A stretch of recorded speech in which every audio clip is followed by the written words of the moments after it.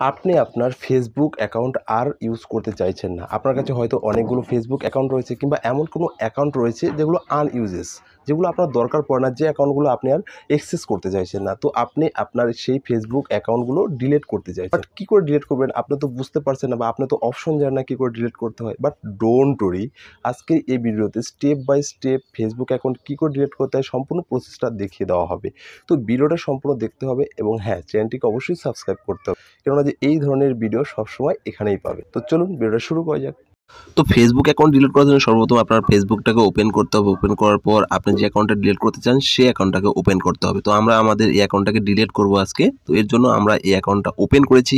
তো এখানে যে তিনটা দাগ আছে এখানে ক্লিক করবেন। এখানে ক্লিক করার পর নিচে একটা অপশন রয়েছে সেটিং অ্যান্ড প্রাইভেসি, এখানে ক্লিক করতে হবে। এখানে ক্লিক করার পর আরেকটা অপশন আছে সেটিংসে ক্লিক করতে হবে। সেটিংসে ক্লিক করার পর এখানে উপরেই একটা অপশন রয়েছে first personal and account information, এখানে ক্লিক করতে হবে।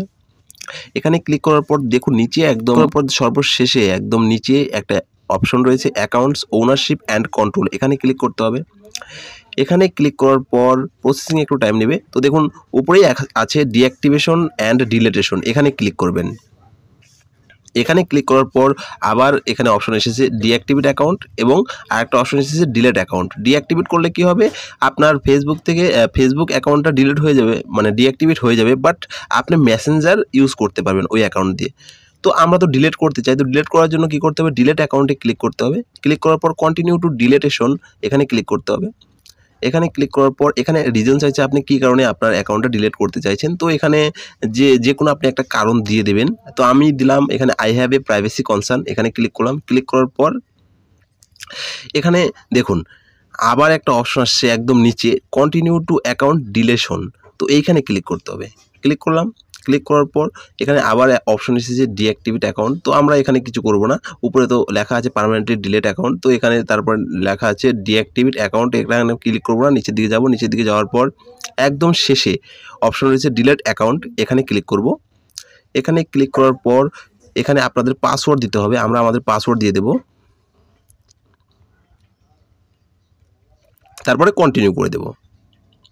কন্টিনিউ করার পর এখানে আবার কনফার্ম হতে বলেছে।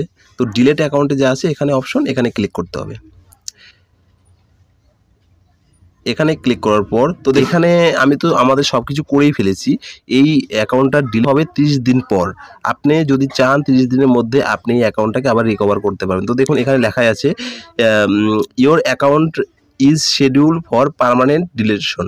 If you log into Facebook within the next 30 days you will have the option to cancel the deletion and retrieve any of the content or information you have add your account। তো দেখুন automatically ধরতে গেলে আমাদের অ্যাকাউন্টটা delete হয়েই গেছে। আমরা যদি আর এই অ্যাকাউন্টটাকে লগ ইন না করি তাহলে আমাদের 30 দিন পর আমাদের এই অ্যাকাউন্টটা ডিলিট হয়ে যাবে। ওকে, তো এখানে আপনারা ওকে করে দেবেন, তাহলে আপনাদের অ্যাকাউন্টটা 30 দিন পর ডিলিট হয়ে যাবে। আই হোপ এই ভিডিওটা আপনাদের জন্য খুব ভালো লেগেছে। Thank you for watching.